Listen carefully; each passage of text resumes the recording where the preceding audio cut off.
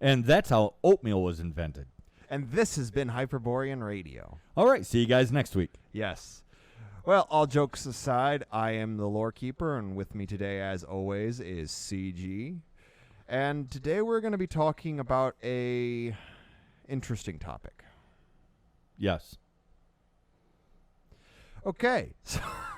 So it's actually something I've been thinking about a lot lately, and it's especially come up with discussions on AI art, or as I refer to it as algorithmic art or algorithm collages, is the concept of soul. And I'm not talking about soul music like, yeah, brother. But no, soul as in spirit, bits of ourselves, that non-tangible part of something that people can actually feel. That you can feel it in good music, you can feel it in good art, you can feel it when someone does something for a legitimate, real intention. Like when someone does something that is out of the goodness of their heart versus something that's for Instagram points, you can tell the difference. And it's that soul element that's within it.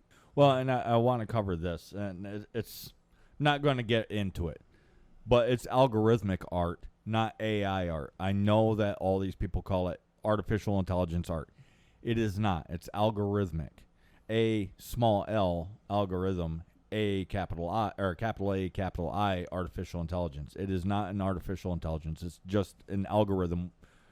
And that's part of why it's empty. Well, There's really no consciousness behind it. And what is an AI capable of? That's still hypothetical, because there really is no such thing as an AI. Well, and it's actually something that we've noticed more and more, and people have complained about it when it comes to like mass-produced goods. Mm-hmm. Like people can tell the difference between the dollhouse that got made, by the thousands and thousands versus the one that was handmade by Grandpa. Mm-hmm. And they could actually look the same. Like Grandpa could make a dollhouse. It's been tested with various works of art, whether it's music or actual art pieces. And it's with physical copies when it comes to the art piece, where they take a Rembrandt, for instance, and they program a robot arm to precisely copy it, or a Mozart music piece, and they have a real musician play it, and then a robot play it technically correctly the same way. So using all the notes in the way that they're supposed to be played, so on and so forth. And people are drawn to the stuff made by people in general. Of course, some people will be, I can't tell the difference. And other people will, and they refuse to make the choice because they try to press them. Well, we understand these are all very similar, but which one do you like the most? And then some people just refuse to make the choice because they're scared of being wrong. When even in that test, there was no right or wrong answer. They just wanted to know what people thought. But by and large, people are drawn to the ones done by people, and that's that soul that you're talking about. Is whenever we make something, it doesn't matter. It could be eggs in the morning. We put a little bit of ourselves into it. Versus a robot or a machine, there is no soul to put into it, so it comes out hungry. Or even assembly lines. Because I'm not against the concept of assembly lines. They have their place, especially war. Wartime has always had assembly lines. Always, since forever. Like, you make a bunch of throwing spears. You just get a line of guys. One guy makes the shaft. One guy makes the thing. The other person gets it ready into the wagon, etc., etc. So it's always been a means of efficient making of typically throwaway items. Mm-hmm. The issue nowadays is everything is a throwaway item. So there's soulless items, which I would just call dead. And then there's things that I will describe as even worse than that, which is... They're hungry.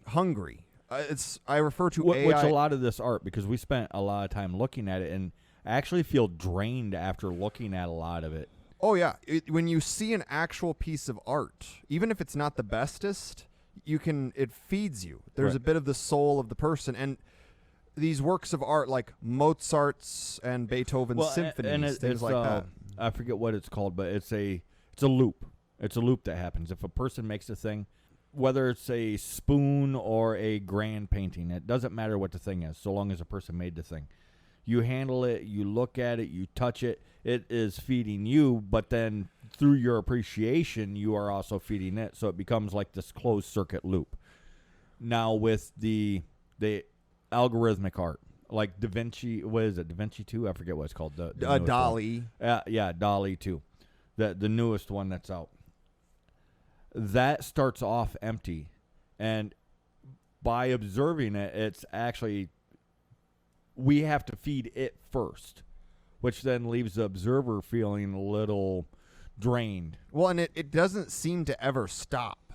It always is hungry, because art is inherently, it requires us to open ourselves up in a way to experience the art. Right. And with these works of art that have stood the test of time, operas, musicals, paintings, sculpture, whatever. Right. It's been built up over the centuries. And the thing is, I think some of this algorithmic art eventually might take on a life, but how much does it have to absorb first? Well, and it's being made like crazy. Yes. Which is not good. Well, no, it's like every actual work of art that actually takes a bit of soul from someone, whether it's music, whether it's drawings, whatever it is. There's like one of those being made for like every 50 pieces of AI art. And then the AI art's out there. Right. It exists, and it's hungry. Which is, it really, in reality, the way that works, it's really fancy Photoshop.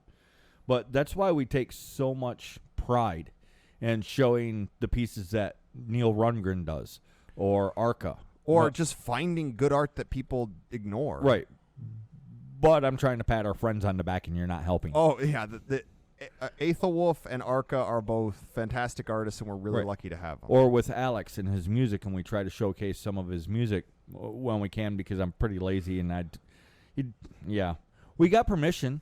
Oh, yeah. I just am too lazy to go chase it down. Like the art that we share from Neil, I make Neil send it to me because I'm too lazy to go chase it down. Well, he's like, oh yeah, you can use my art freely however you want, because he's a good guy. And he's trying to help us get where it is that we're trying to do. He believes in what it is that we're trying to do. So we have free reign with his art. He's told me so. But I got this thing about going and chasing it down. And I'll go chase it down sometimes if he's too busy. But that's something we try to do here at Hyperborean Radio through all our projects, is everything we make, we try to put some soul into it. Whether it's even some of our Telegram posts, and those are relatively short. We're so drained afterwards because we take our time with it, and we put ourselves into it and try to breathe life into it to make it more enjoyable to read. Oh, yeah. We have actually been physically exhausted by the end of a post. And that sounds ridiculous, but it is the case. Or podcasts. Actually, generally after a podcast, it is time to shut everything down and just lay down for a few minutes, because we put so much of ourselves into it. It's just emotionally draining. Well, we don't do it intentionally. It just happens. Yeah, well, because we legitimately we're care. Earnest. We're earnest. We're honest. We actually care. And that's part of it. And here's the thing is, I've tested this. I've tested the difference, because I forget if it was yesterday or the day before, but I even tested my favorite wooden spoon in the kitchen. And I was curious if CG and I had the same favorite wooden spoon, as silly as this sounds. And I had no idea that there was a single handmade one in there. Oh, yeah. There's two, actually. That one actually was both of our favorites, though. And it's one I bought from some wood carver in my hometown. But there's actual soul in it. And then it's been used. It's not just that someone handmade it. It's handmade well. Handmade well, and it's been used many times and appreciated. It's not just used. It's things are made with it. Things that you care about. So it's not like just taking this wooden spoon that somebody made by hand and then churning out macaroni and cheese. No, actual food that's actually made with actual caring. It has been made with it, and it sounds silly, but it's gained in power. You can almost feel it. Whereas opposed to, say, and I don't want to hate on restaurants, definitely not. But I don't know, you get something from Papa John's or Pizza Hut, even if the food itself tastes good and it fills you up, you still feel empty after eating it. Yeah, it's almost like there's something missing from chain food. Well, and it's actually something people have acknowledged is like a home-cooked meal. It's more than just even the food when itself. It's not that good, it's still better. Oh, plenty of people's moms, they try. They try. We love you, women's, you try. But not all of you can cook. Like my mom, I love my mom. She is terrible with fish because she's like, well, fish is healthy, but she hated fish. So she would always overcook it till it tasted like nothing. So I grew up hating fish, but I still love that my mom cooked for me. But objects, and this kind of goes into animism. We've touched on this concept before. It is a type of animism where things take on a life energy. It's hard to describe.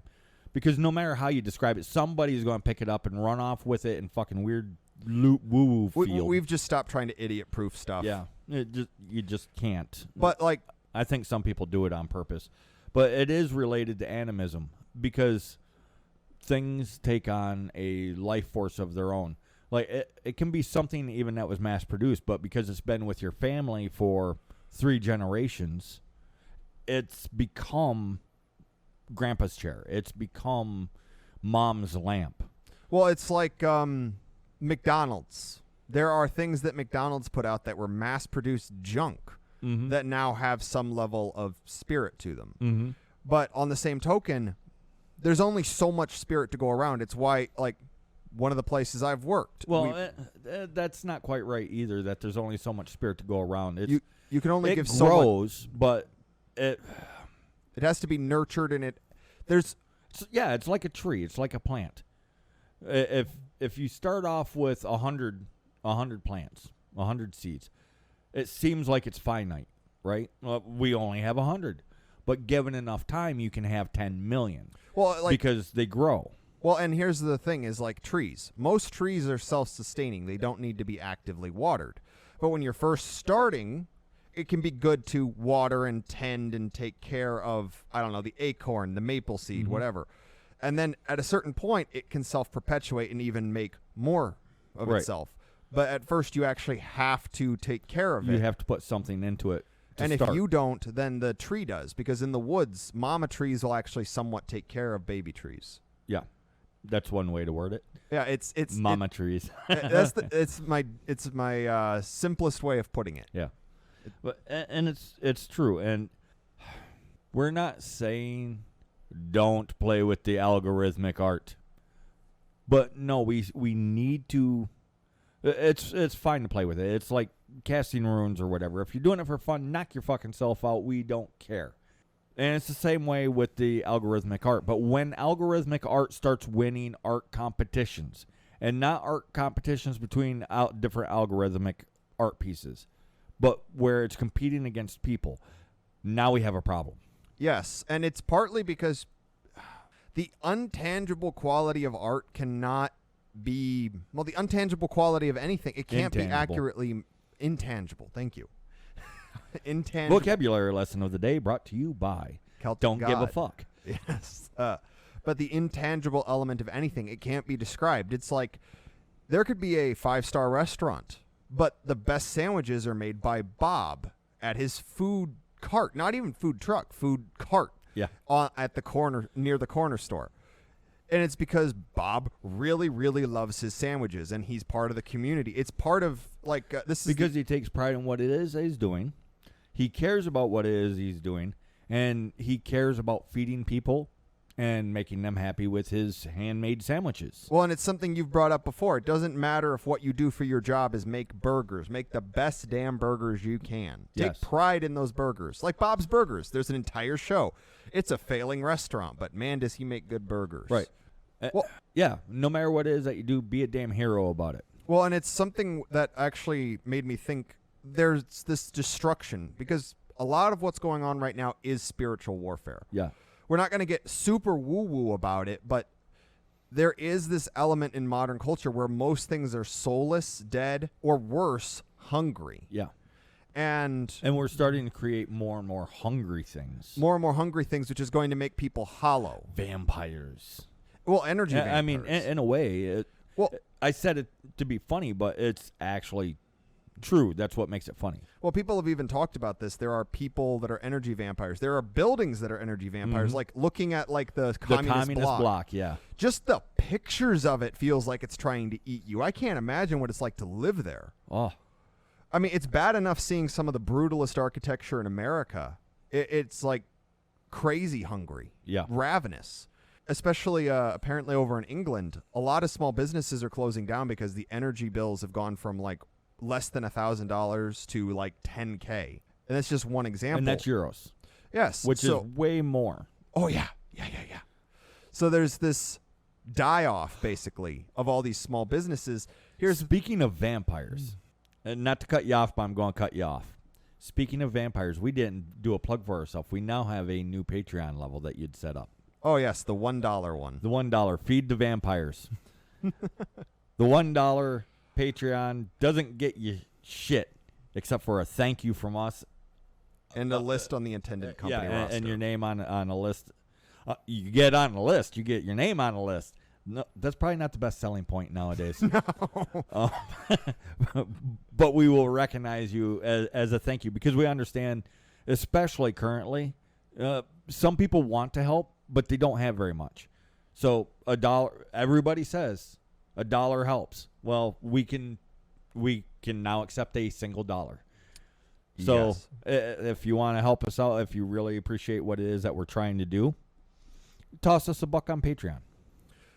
Or Yes. I don't know if you can do just $1 on Buy me a call. PayPal is the one I was looking for. Yeah, I think so, but then you have to spend that much to send, I think. Yeah. But anyway, Yeah. yes. Send so us money.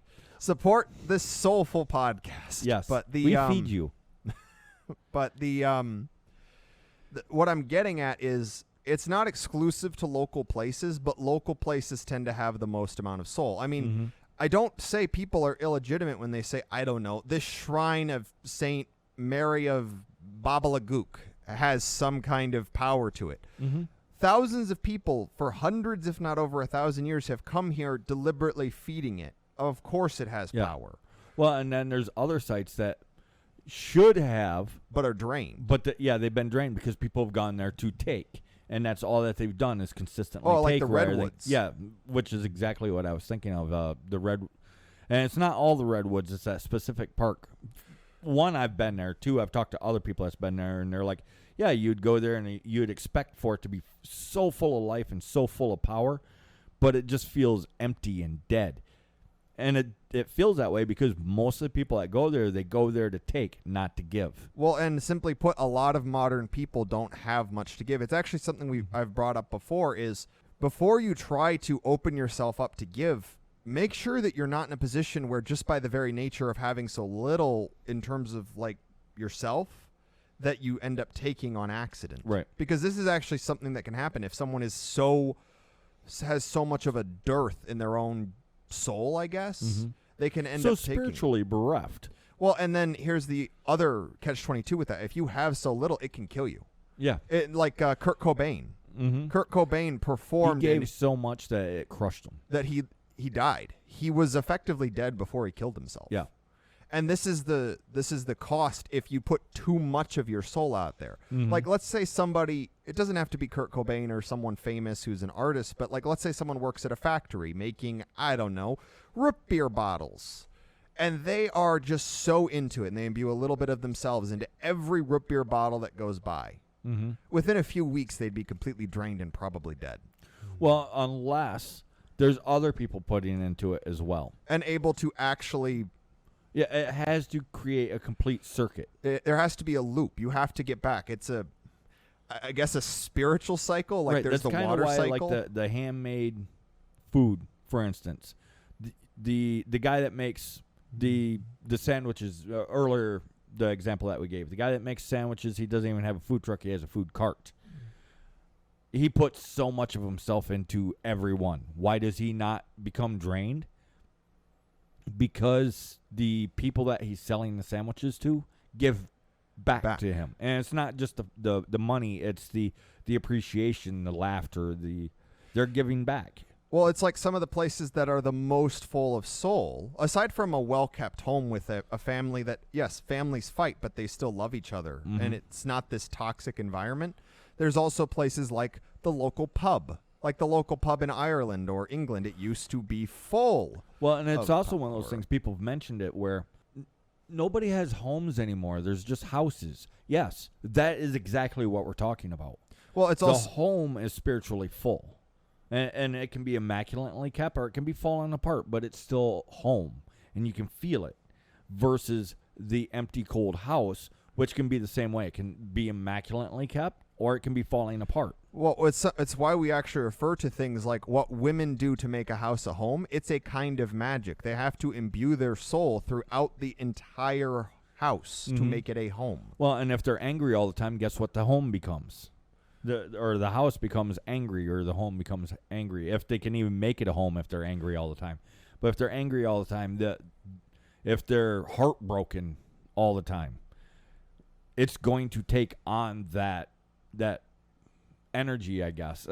I know it sounds woo-woo, it sounds weird, it sounds stupid, but most of us, if we've gone into different buildings, we've felt different things in there. There's a reason why different buildings have different feels, and some just feel empty.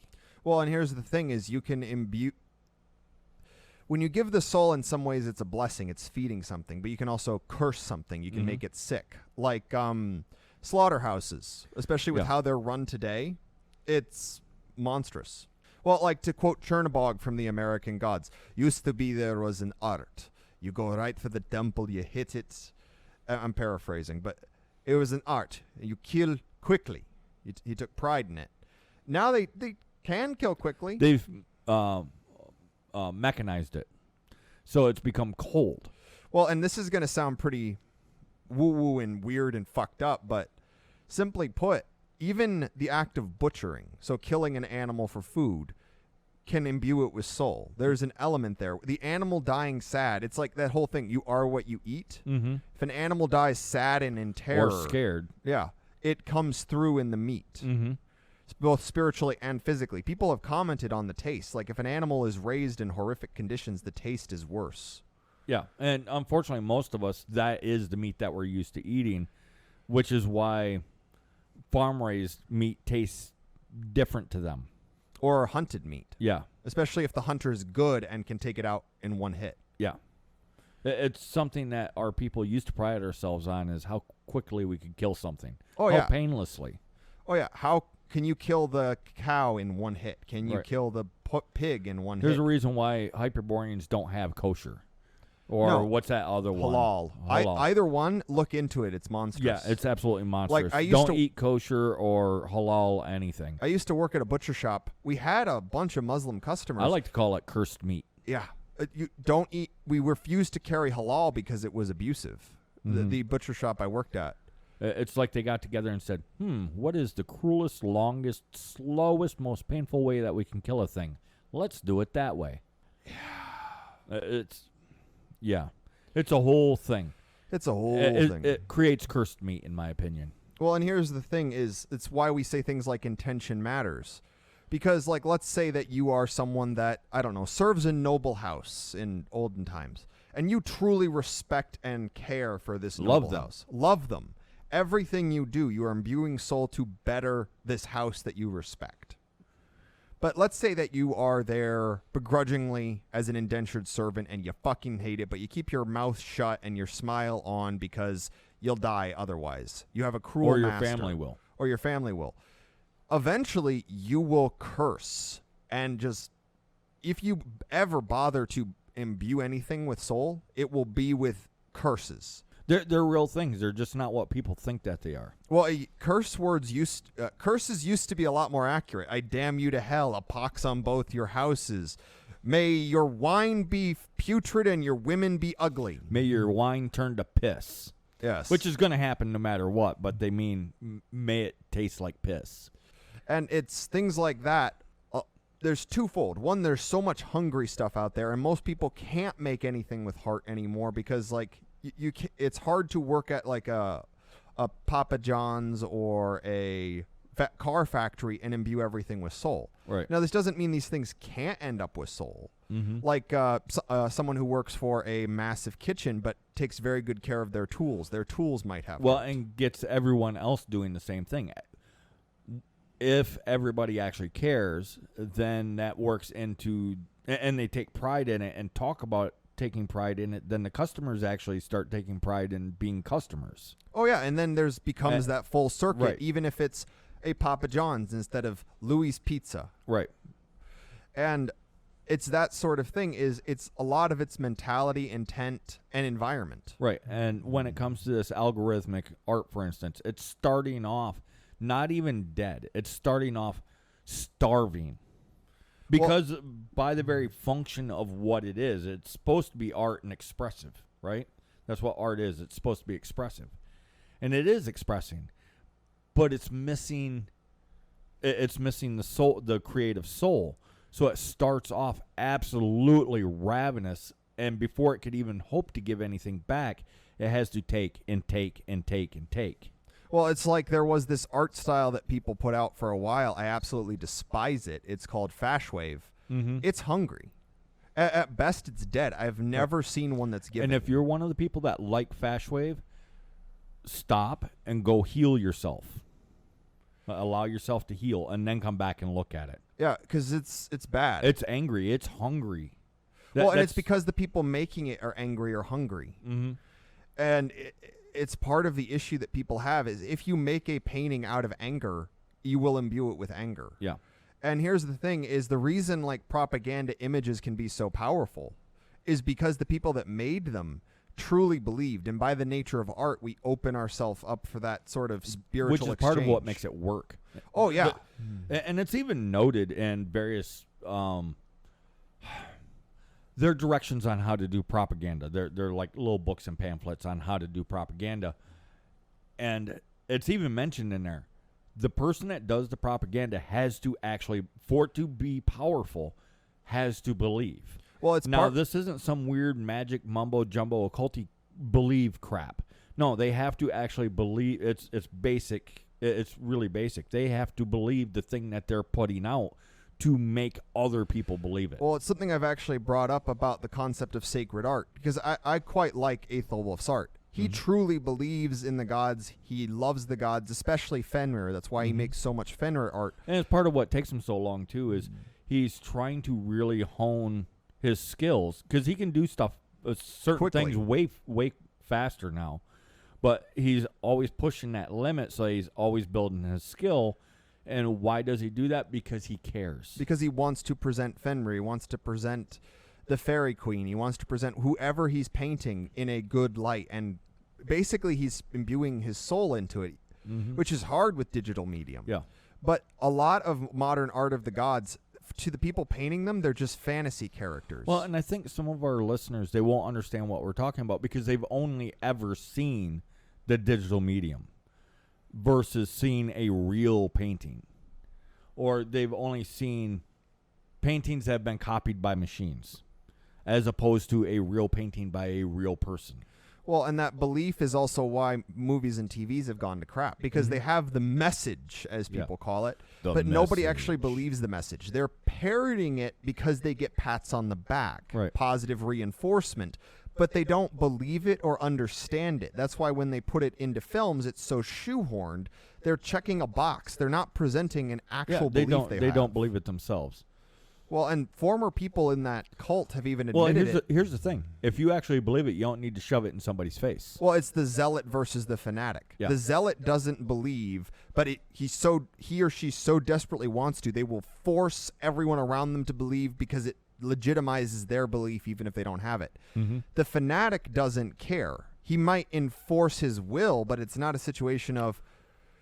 It's very different. It's a more enforcing standards. Like if the fanatic is wrong, he'll respond in a fanatic way. Well, like me getting in arguments with, because I've met a few Christian zealots and a few zealots of other beliefs and ideologies. Because it doesn't have to be Christians to be zealot. It doesn't even have to be a religion to be a zealot.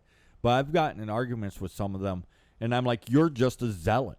You don't even believe what it is that you're saying, and they don't even deny that part.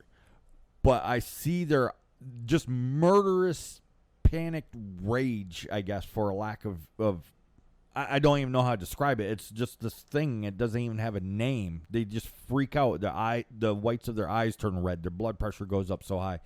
And they will scream at me, yeah, well, you're a fanatic. They're not wrong. Well, and zealots are more useful to the powers that be, but fanatics are more dangerous on an individual level. Yeah. Zealots, it's not because they're going to run off and do extreme things. What it is because they cannot be bought. They cannot be manipulated. They cannot be pushed. Zealots are the type to scream yes at the propaganda and then ignore all of it and be complete hypocrites. Fanatics will truly believe. They don't tend to enforce it on other people, but they live their lives in accordance with it. Yeah. Which is far more dangerous. Like a Christian, Far more dangerous to the powers that be that are trying to manipulate and just get people to go along with it. The church wants zealots. It doesn't want fanatics. Correct. Which is interesting because Islam And is just mostly in case you're full of curious, fanatics. what I'm fanatical about is my love for our people. I am completely in love with our people. I'm trying to think of more poetic ways to put it. But no, I love our people. Absolutely love our people. That doesn't mean I'm going to let them push me around. Well, no. As a matter of fact, because I love our people so much, my standards for our people are way higher. Well, it used to be a cultural norm. Like, if you're Italian and you're in a position to punish wrongdoings, you might get the Irish and the German with a slap on the wrist, but the Italian, if they did the same thing, you beat him into the ground for daring to bring shame upon your people. Yeah. It's more in line with how our people work, Mhm. actually. It's like, oh, that's a stupid Frenchman, but you, Englishman, you should know better. Yeah. You shall be crucified on the tree of woe and then on the wheel of pain and other Conan references. Another Conan reference. Which is another thing, is the Conan books. Mhm. Those have soul in them. Yes. There's less in his other writings, but Howard imbued everything he wrote with a bit of soul. Yeah, it's like Conan was the peak, the pinnacle of his writing, because he told lots of series of stories. Solomon Kane. There's what's the other one? It's some king thing. Kroll the Conqueror or something like that. They are not nearly as good. No. They're not bad, but they're not nearly as good. There's something missing, and then with Conan, he managed to put it all together. Well, and I think it's because he was representing who he wished he could be, because he was a barbarian. He was born with the storm in his blood, but he was born in an age when he couldn't do anything with it. Mm-hmm. And thought himself completely alone and cut off. Alone and mad. Mad as in the archaic sense, not like, I am angry. Right.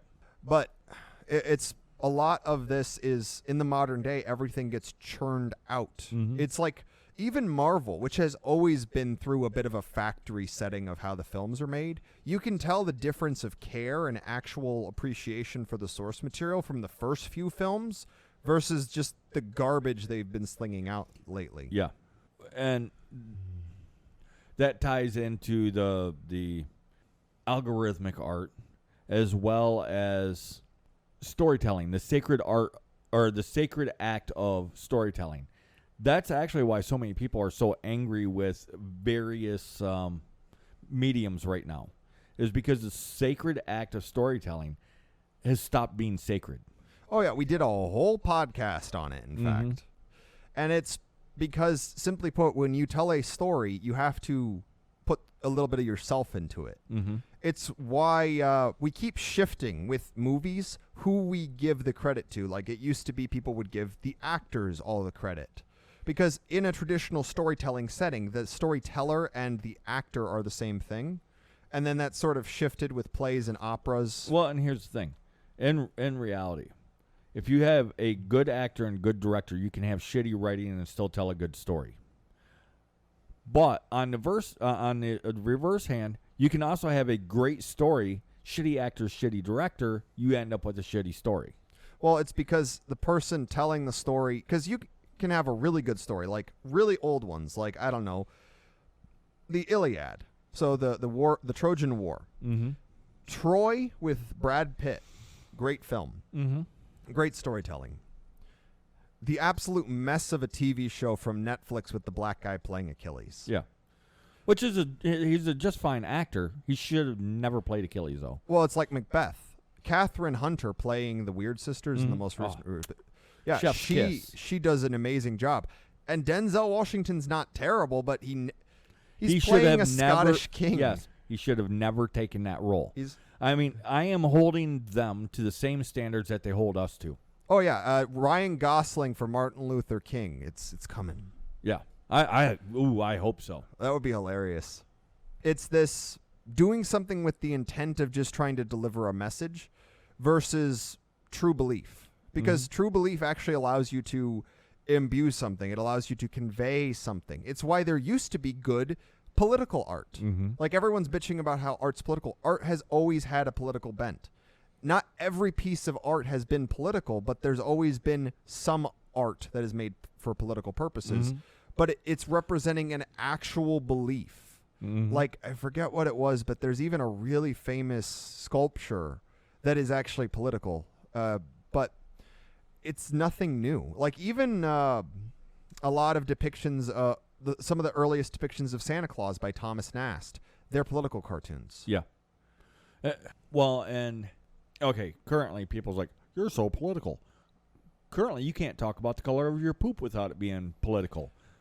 And it seems like it's a new thing, but in reality, it's not. It's been this way since politics have become a thing. Everything becomes political. Well, and it's just the stakes have gotten so high, it's become a winner-take-all situation. Yeah, that's where it's different now, and this isn't the first time it's happened. So, calm down.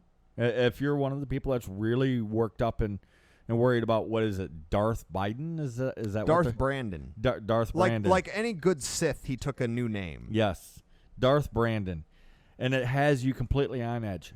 Calm down. We have been through this before, and many, many times. The Romans went through it. The early Germans, like the tribal Germans, before Mr. Mustache. Oh yeah, because Herman, the guy everybody likes, he almost tried to basically pull he wanted to make a new empire. Basically, yes. The German tribes weren't having it. Yeah, we've done this many, many times. This too will pass. We will make it through. But every time that there's one of these turnings, we have the opportunity to bring our people back to who we are. We can't miss this chance. Some people, well, even we thought that we was in like the pagan revival. The pagan revival a few years ago, and then recently we realized, oh no, it's only just now starting. That was like the precursor when all the weirdness starts. We need to yank this back and actually have a pagan revival. We need to breathe life back into our people. We do that with you guys. Well, and here's another thing that people don't think about is something doesn't have to be successful to necessarily have a massive impact. Like, so long as it is honest, earnest, and has that soul of it, it can have a long-lasting impact. Because some of Shakespeare's most popular plays were reviled when they were first revealed, or Wagner's operas were loathed by much of the public. Even defeat can become a victory. Leonidas. He lost. He lost, but man, did he lose epically. Yes. Or the Legend of Warden's Bridge. It was still a victory. And that's the Alamo. The Alamo lost. Everyone at the Alamo became legend. Yes. And for a long time, it was a battle cry, and people meant it. Well, and there are places in the United States that still have this soul. Like the Redwoods, not so much, but there are like historical sites that still have power, and it's because, thankfully, most people go there with the intention of experiencing, giving, completing the circuit. Wonder. Yeah, they complete the circuit. Maybe that's what we'll call this episode, completing the circuit or something. We tend not to do too good with multiple word names, but maybe complete the circuit. Maybe. And I do think you guys tell us, because we don't know yet. But because I've actually experienced this, because they were one of the oldest American flags. I think they marketed it as it was sewn by Betsy Ross, but I don't think that was the flag. But I went to Washington, D.C. when I was in high school. Most of the area is dead, even the prettiest Betsy Ross flag isn't a Betsy Ross flag. No. There was no Betsy Ross flag so far as anybody can tell. No, but the symbol matters. Right. But I saw this really old flag, and of course I was the edgy teen, like, I'm bored. But I could still feel just something radiating off that flag. Everyone that was going through was feeding it. And not in like a hungry art kind of way, but in a awe and wonder kind of way. Yeah, that little sacrifice kind of way. And what I like to think is the Betsy Ross flag did exist. It's just deteriorated. It got lost in a battle. It got lost in somebody's drawer. That's what I like to believe. Because why not? But we do have old historic flags, like the one that you're talking about. It is an old and historic flag and therefore has value. Well, and they've been trying to criminalize symbols for a long time, like runes. I will be adamant till the day I die. Those are fricking letters, people. Yes. But they do have meaning because they're frick old. It's like some of the cave drawings, I don't doubt, are quite literally just doodles. Mm-hmm. Some of them are obviously doodles. Their very age is what gives them power. Yes. Their very age and the fact that people have kept feeding it. Well, like some of these stones that have the carvings on them, I've shown very reasonably that these are probably doodles and or the practice workings of children. Well, and there's even old depictions from like the 1200s, like this one Russian kid, Onfim, that looks suspiciously like some of the really old drawings. Yes. Even the weird hands. It's one of the examples I used. But that doesn't mean that we go and we scrape them away because, well, these don't mean anything. They're just doodles and kids practice. No, the very fact that they are so old and still exist give them value and meaning. Well, it's like it doesn't matter what they originally were. That I don't know. They took a bunch of 8-year-olds and they're like, let's see who can carve, and they start teaching everybody how to carve, and then like the sorting hat, we're going to take the better ones and then teach them how to carve even better, and the ones that don't do very well, they go on to something else. They go on to something else. Just because that was a practice doodle sheet, an ancient practice doodle sheet, doesn't mean that's without value. No, and here's As a matter the thing of fact, that's why it has value. Well, think about it. Some of the most treasured items that people own are drawings from their children. Mm-hmm. I mean, at a certain point, it becomes, I don't really have anywhere else to put it. And it seems silly when you're the one that drew it, but it's not silly. It's not silly to the one that has it. And maybe to your great-great-grandchildren, if it's still around, and they know that you drew it, it might have value to them. Oh, yeah, there was this one story. This guy, what he did was every year he'd pick one of his son's drawings and he'd have it tattooed on him. Oof. So he had, like, I think his kid was, like, younger than 10, so he had, like, 7 of them. Mm-hmm. I mean, they were getting progressively better, but you can tell they were done by kids. But those matter to him. Yeah. And things can start small, but you have no idea if you keep trying and you keep putting your heart into it. Because it's like the old statues of the gods. People point out in the North, the statues of the gods are all super abstract. They really thought a person was shaped like this? It's like, no. But it's like the Tintin effect, which is not what it's actually called, but I'll use it. People are more able to emotionally imprint and identify with the cartoon character of Tintin than an extremely detailed painting of a man. Well, and once you give a precise face to something, that is its face basically forever. You've locked it in. Yes, but if you keep it a gray area, that's why, like, if you look at older depictions of the gods across the North, and even in really old depictions from Greece and Rome, it's very abstract, or it doesn't even have a face. But then look at the animals. And like in the North, it's really dramatic. The people, for some reason, it's like, what, they couldn't draw people? They couldn't sculpt people? Their art must have really sucked. They had no artistic ability. Now, look at this bronze cast statue of a photorealistic bear. Oh, yeah. Look up some Scythian gold pieces, and they have, like, minute cast and carved depictions of, like, dragons on, like, it's really cool. Dude, it's so detailed. We had artistic ability. We just didn't do it. It's like modern pictures of gods. The best ones, the gods are kind of blurred out. Blurred out or caricatured. Yeah. That's the other end of it. Like when you put, like, you take Thor and you, not a chibi, that's a Japanese thing, but you make him all tiny and kind of distorted. That's actually weirdly more powerful than an accurate depiction of Thor. Right. If there is such a thing as an accurate depiction. Well, and that's the other thing is, why would you portray the sacred, something that is inherently not 100% able to be physically defined in our realm as something that is physically identifiable from our realm. Well, and besides that, Thor, for instance, he is in all of his people. How do you define that down to one figure? You can't.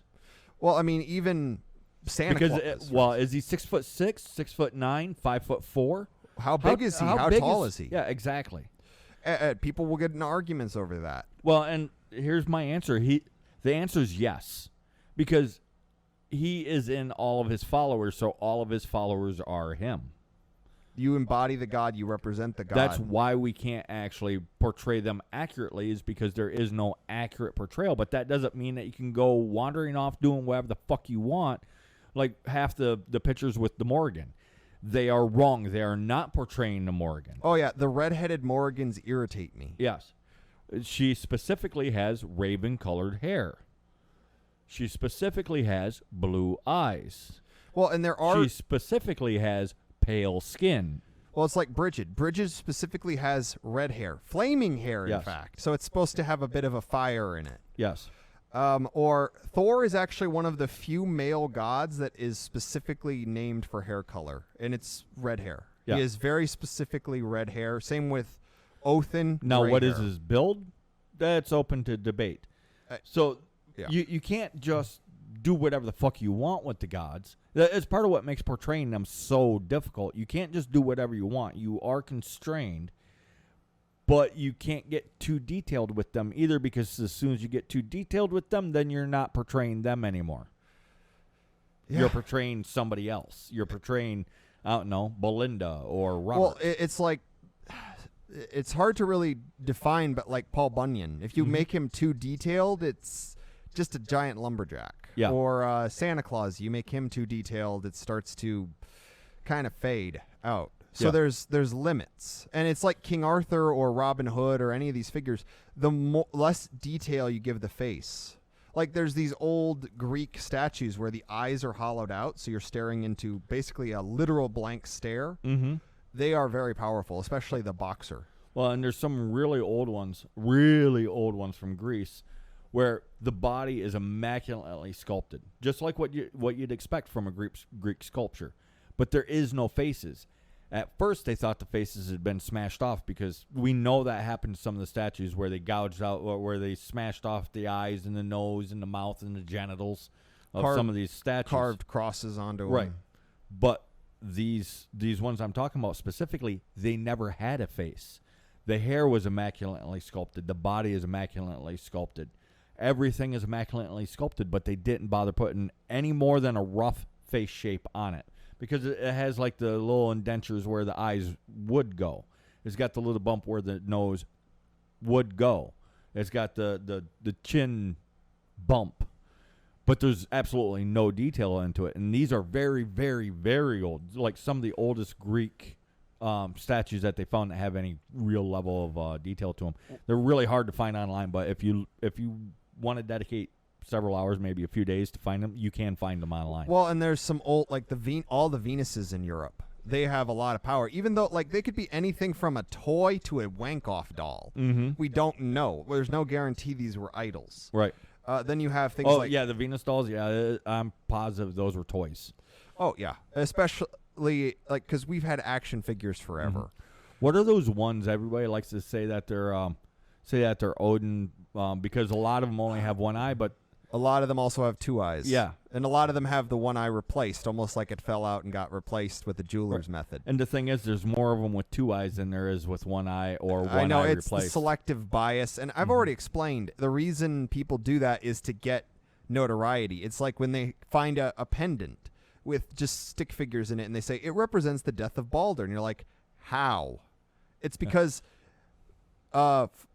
archaeologist finds pendant is not a very good headline. Archaeologist finds pendant in northern England that represents the death of Balder. I did an article on it. It was narrative archaeology. Yeah, narrative archaeology provided a link that even explains what it is. Well, and the problem with doing all that, there's many problems, but one of the worst is that it artificially inflates the importance of some things by misattributing it. Mm-hmm. Like the death of Balder, people really view that as a very important story.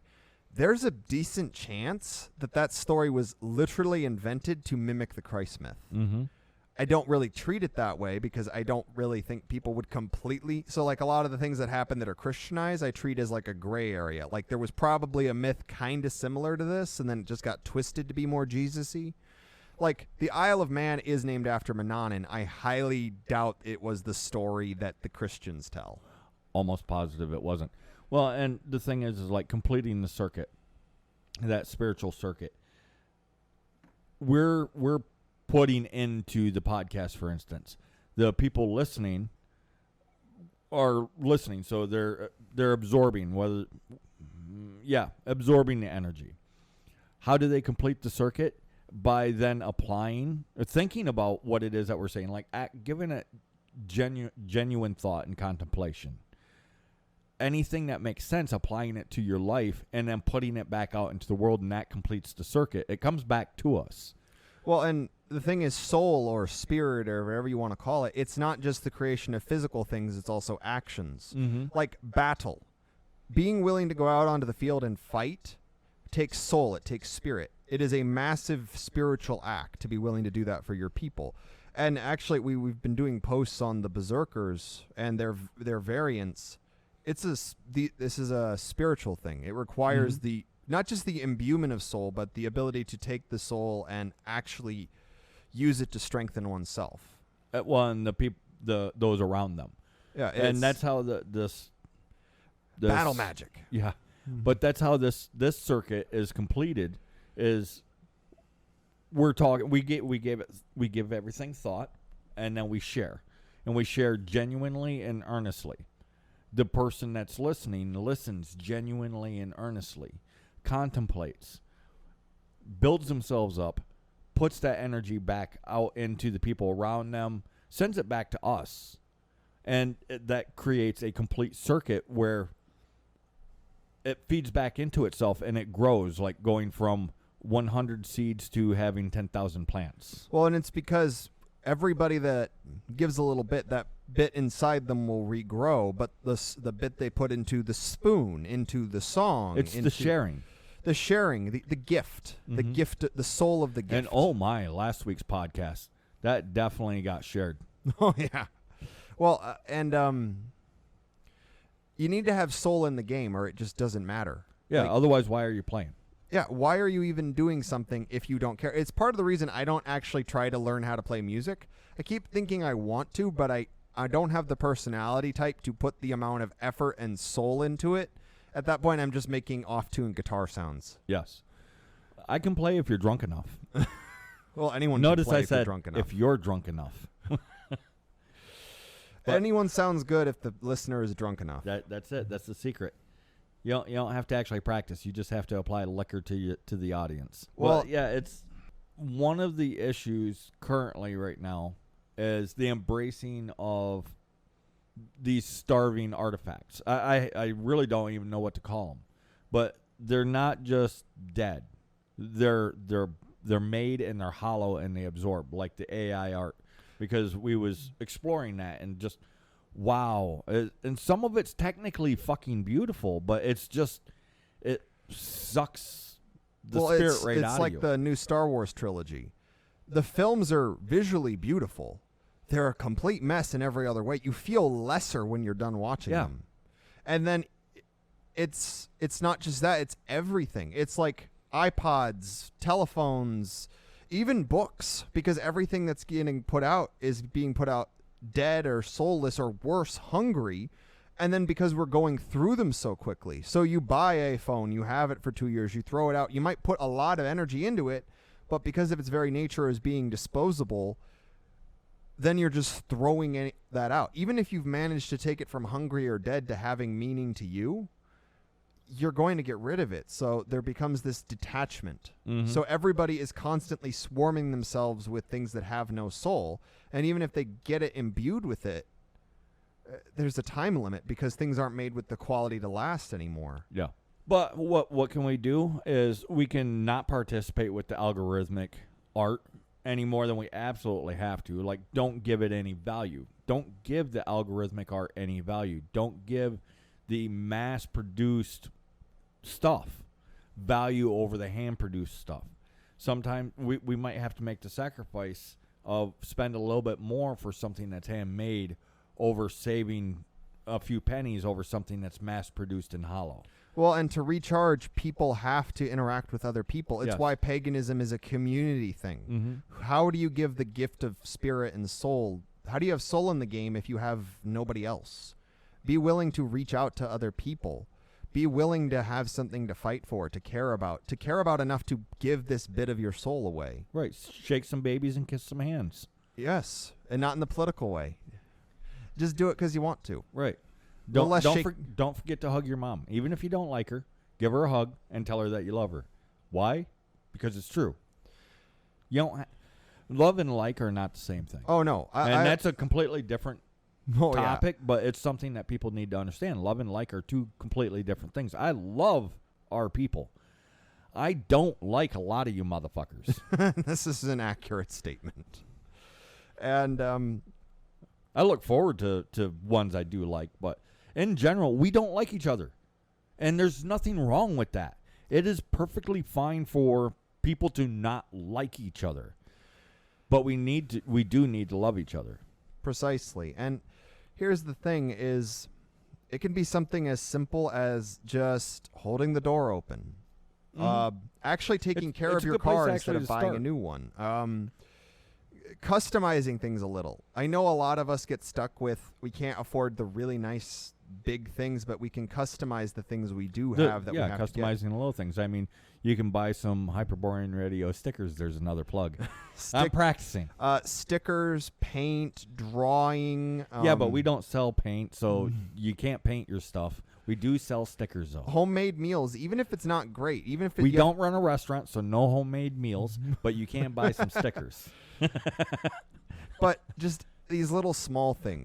Making a meal for somebody. That's what I mean. Like, even if when you have somebody offers you a meal, even if it doesn't taste the best, accept. Yes, just eat enough and then give it to the dog when they're not looking. Yes. The husband receiving too many cookies and cakes from their wife. Why is the dog so fat? I don't know. Glandular problem? Yeah. That's because he can only eat so many of them. But we don't. But yeah. But yeah, it's the interaction with people. It's the making, the creation of things, the appreciation of things created, the sharing of things that's been created. Well, and this cycle of the soul over and over within the group, it's what allows us to create these beautiful towns, these beautiful creations of art, these ages that people look back on with longing. Well, and we need to do it to heal. Well, we need the recharge. Yeah. Because that's what's happening to everybody. They've cut everybody off from everybody else. And not through force. They've literally done it through encouragement. Encouragement and vilification. Right, which is still just a form of encouragement. But we vilify the other so that you won't participate with it, but then everybody becomes the other, so you don't participate with anybody, and then you end up cut off. And it wasn't forced. It was encouraged. It made angry at these people, made scared of these people, made untrusting of these other people, and we've been cut off, and it's just been an encouraged thing, and we need to break that pattern. But you see, you can get all that back if you just show up to church, give us your 10%, and Yahweh loves you. Most churches are hungry. Yeah. You're the buffet. Yeah, exactly. So, like what we was talking about in the last podcast, most people have a hole in them. Don't try to fill it. Let the hole heal. Yes, it's a wound. It's not just a hole. Something was shoved in there into your soul, that wasn't supposed to be there, and that's what created that. A giant mosquito bite. Right. That's what created that hole, that wound. You have to allow it to heal, to close up. You don't have to shove stuff into it to fill it. Otherwise, all you're doing is keeping the wound open. Well, eventually it will hollow you out. You will become a hollow. Yeah. And there are a lot of hollows running around right now. The NPCs, the soulless, basically. And I don't want that fate for our people. To be a bunch of walking meat husk puppets. Right. So together with you guys, we can help heal our people. We can come together. We can start actually doing things and making a real difference. And we need this solid foundation. which I think currently we're starting to build is a solid foundation, and we're doing it with you guys that actually bother listening. Like, I'm going to give our audience a prop, especially because we're right here at the end. I was looking up retention rates and what's considered good in professional fields. So it doesn't matter if it's music, it doesn't matter if it's TV, movies, anything. If there's a 10% retention rate to the very end, the professionals consider that good. If it's 33% or more, that's excellent. Our average retention rate to the very end is a little over 60%. Yeah, it's pretty consistently around 60%, if not Right. higher. So 60% of you guys, you are definitely tougher than the toughies out there. Smarter than the smarties. Smarter than the smarties and tougher than the toughies. But it shows me that we're actually on the right track, because our retention rate is really high, and it's because people care. And I think they're looking for people that care, like us. We actually care, and I like to think that comes across on our podcast. So, yeah, there's a nice completing of the circuit there. Well, and thank you for your time, because the time Yes. itself is a gift as well. So thank you for your time. I hope that you're enjoying the time we put into these sorts of Sharing things. us with your family, your friends, people that you don't like, Well, and here's because the we are steadily growing. Oh yeah, and some of it is hate watching. We know. We're good with that. We're good with that. Just like with Amazon, they don't care if you watch Rings of Power because you love it or because you hate it. They just want you to watch it. Yeah, they don't care if We're you the watch same the way. Soulless cash grab. They'll eat your soul. Yes. But, and I'll say this is my kind of closing statement, so to speak, is so you may have to break the rules occasionally to keep that cycle with the soul, because they're more than happy to put out all this hungry stuff, all this dead stuff, all this soulless stuff to weaken you. Don't let it do that. And if you can, if you're at that stage in your life where you're able, feed those around you so they too can grow strong. Allow it to grow and grow. And with that, we can actually start moving forward again. All right, and I'm going to take it that he's done now. And, I'm just going to say, you know what? You guys you're doing great. We're moving forward. We're going to heal. We will make a difference. So let's keep working together, and until then, we'll see you guys next week.